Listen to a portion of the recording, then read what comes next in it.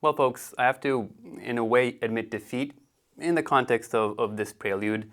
Not the last six as a whole. I mean, the fact that I can't play them up to my standards, and even some of the latest preludes that we did are a little bit out of my comfort zone. Really still feel like it's been a pretty tremendous success from my point of view in terms of just the progress that I've made to be able to musically create what I hear in my head. And even for these last six Chopin very difficult preludes, even though I can't play them, I do feel like I see the light at the end of the tunnel, and I understand technically what I need to do to sustain the music that I want to make. The one exception being this G sharp minor prelude, where, I mean, my right hand just gets so tired, it almost seizes up. So not in a good way, not in like the good way of your muscles being tired when you're properly training them, which if you go to the gym, you should know what that feels like.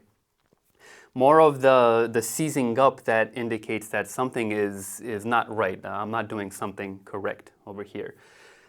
I might have exaggerated when I said I don't see the light at the end of the tunnel for this piece. I do have some ideas. I mean, maybe the best way to put it, I have some threads that I can pull on that I think push me in the right direction. So I don't want to skip over this prelude because I do love it. It's one of my favorites, like all of these last six.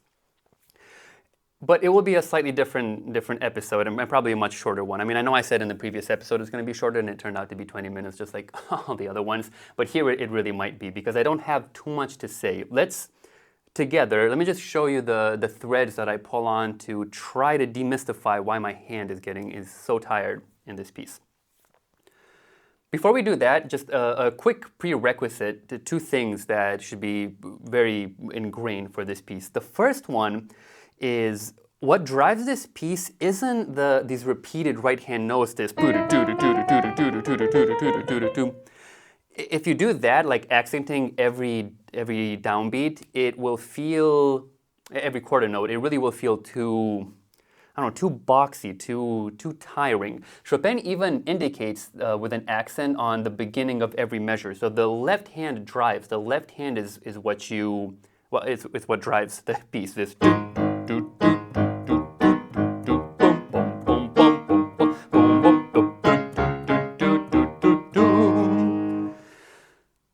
over that driving force, this boom, boom, boom, boom, boom, boom, boom, the right hand repeated notes, really it creates like a wave. I've talked about waves so often. It's like rise and fall of a melody. It's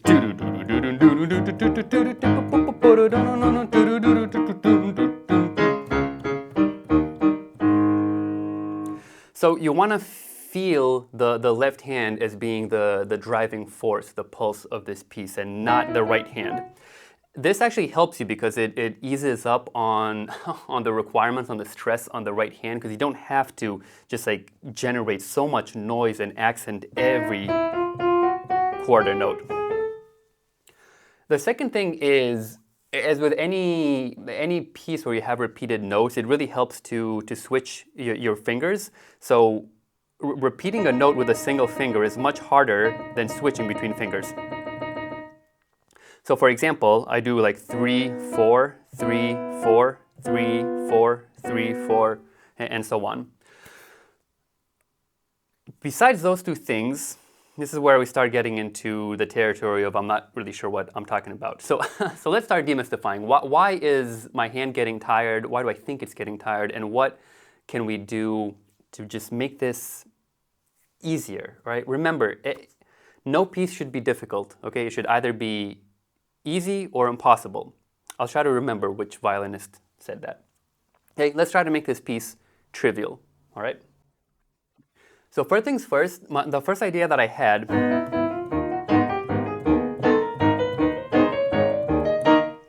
it already got a little seized up, is to not rely too much on finger strength. So we've talked about this before. The fingers are the fastest muscles, but they cannot, they're the weakest. They can't sustain an enormous amount of force and energy. So I thought, okay, maybe if I use my hand, look, I'm exaggerating here.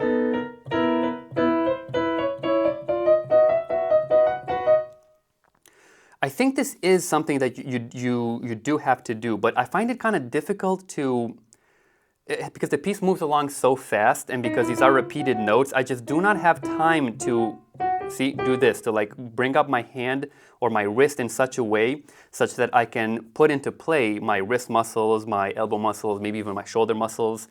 That would help ease up on the amount of effort that's required of the fingers. We see this in octaves. We've talked about this in a previous episode. So octaves are much easier. You see how much my hand is moving up and down because I'm using the muscles from, I'm pretty sure I'm using like elbow muscles, a bit of the wrist muscles, not just pure finger strength. But it's just difficult for me to do that over here. I'm not sure why. Maybe I'm doing something wrong, but well, I guess I explained why. I feel like it moves too fast to give me the amount of time required to move my hand up a little bit so that I can start bringing in these other muscles.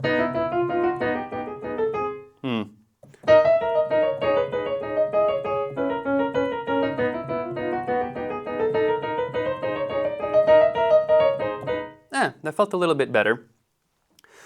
I'm still getting a little bit tired. So I do think I do think this comes into play. I do feel like my hand is moving up a little bit. I think mostly from the wrist because you do still have to stay pretty close to the keys. So the hand is moving a little bit so that I can ease up on the requirements of the finger muscles and get a little bit of the wrist into play. The real secret that actually came to me pretty recently that I feel is a pretty important thing to realize. Well, I realized that the left hand actually plays these repeated notes quite well. So here in measure, what is this, 58, 9, what is it, 60, measure 8, 9, 61, 62, 63, where the left hand goes. Do it again. That actually comes off without a hitch. And I started thinking about why and what's happening over there. And I noticed a couple of things. So first of all, there is a lot of bouncing going on. If I play slowly, even slowly, you can see this bouncing. I think this bouncing is related to what I mentioned before of bringing in I think mostly the wrist muscle. So it's not pure finger strength.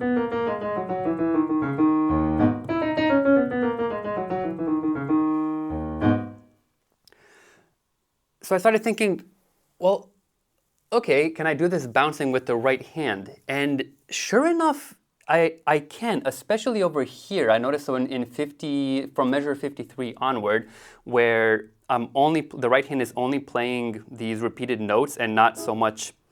You see with the thumb and the other fingers, we're playing these notes on the downbeats. But here in measure 53 and onward, we're basically just playing the repeated notes, and those ones come off pretty well. Let me just do those. Do-do-do-dum, do-do-do-do.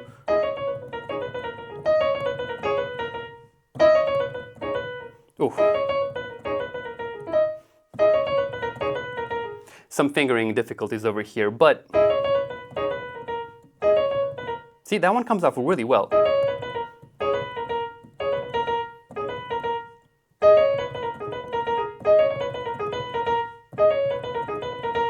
And I don't really, my hand isn't seizing up.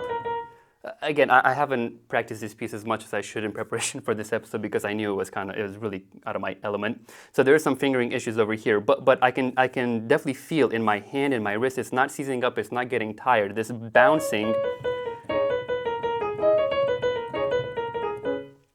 is, like here.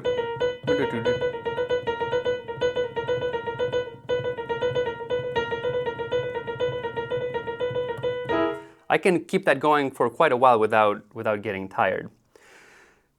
So using this idea of bouncing that I got from the left hand and noticing that here in the right hand when I'm only playing these repeated notes without the thumb playing stuff on the downbeat, made me realize that okay, there is something to this idea of using like wrist muscles, I think a bit of the elbow muscles, mostly wrist, I believe, to ease up on the requirements for the fingers. And not just that, I realized that really the biggest problem with the right hand is, well, it's twofold. First of all, it's because the fact that we've got these chords on the downbeat, usually played with the thumb and the second finger, forces us to use the third, fourth, and fifth finger for these repeated notes. And well, the fourth and the fifth finger are very weak. So doing this, like trying to play this piece with just the repeated notes and not the downbeat notes, is still very difficult because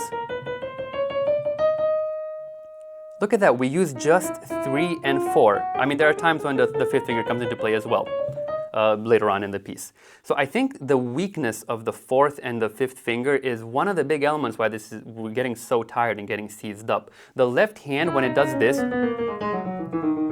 God, that's so cool, is so easy because I'm using the most powerful fingers. And here as well, I think because of this 3 and 2 over here, where I don't have to constantly use the fourth finger on every quarter note, is one of the reasons why this is much easier.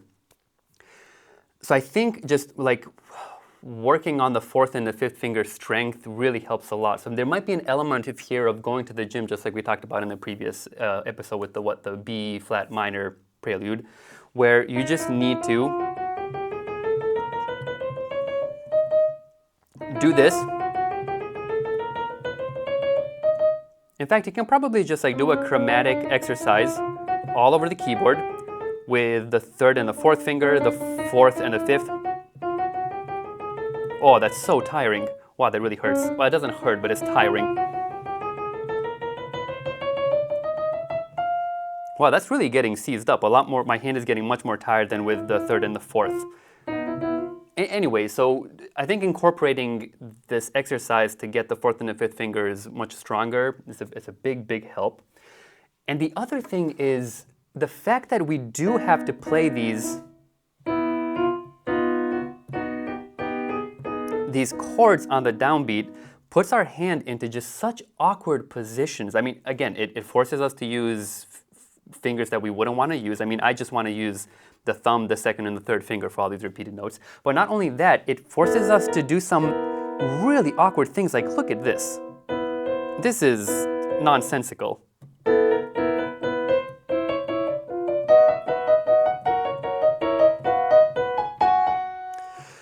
And not just that, it also forces us occasionally to repeat a note with the same finger. So over here, I don't think there's any way around it. You need to repeat this E with the fifth finger.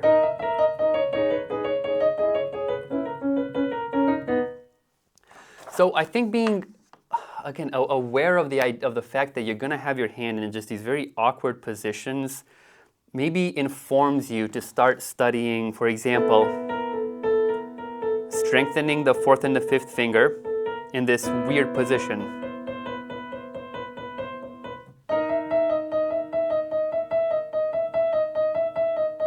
Okay, because it'd be much easier to repeat the notes like this than like this. It's already getting much more tired. So these are the threads that I pulled on, and I think I exaggerated when I said I don't see the light at the end of the tunnel. I finally feel like I'm sort of on the right path. It's going to be a lot of work ahead because the fourth finger is just so weak, the fifth finger as well. And because we have these awkward hand positions, I think we just need to strengthen those fingers, get used to these weird positions, and make sure that we're feeling this bounce. So this is the most difficult thing, the bounciness that I feel in the left hand when I do that is just very difficult to gain in the right hand as well when I play the way it's written. But I do think I'm on the right track. Finally. And hopefully this has helped you as well to get a grip on this. Again, it's a fool's errand to talk about what's the most difficult piece, but in a way for me this is the most difficult because it's the one that, I mean, literally my hand is just getting too tired, too seized up. So technically this might be the most difficult for me. But it's such a beautiful piece. I absolutely love it. And if you really feel the driving force of the left hand, like I said at the beginning, you end up with just some of the most amazing harmonies. I mean, and moments like here with when the left hand does the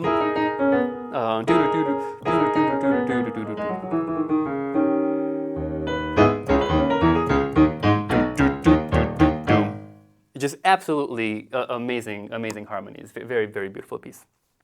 Okay, hope you enjoyed this episode. I'll see you in the next one. Have a good one.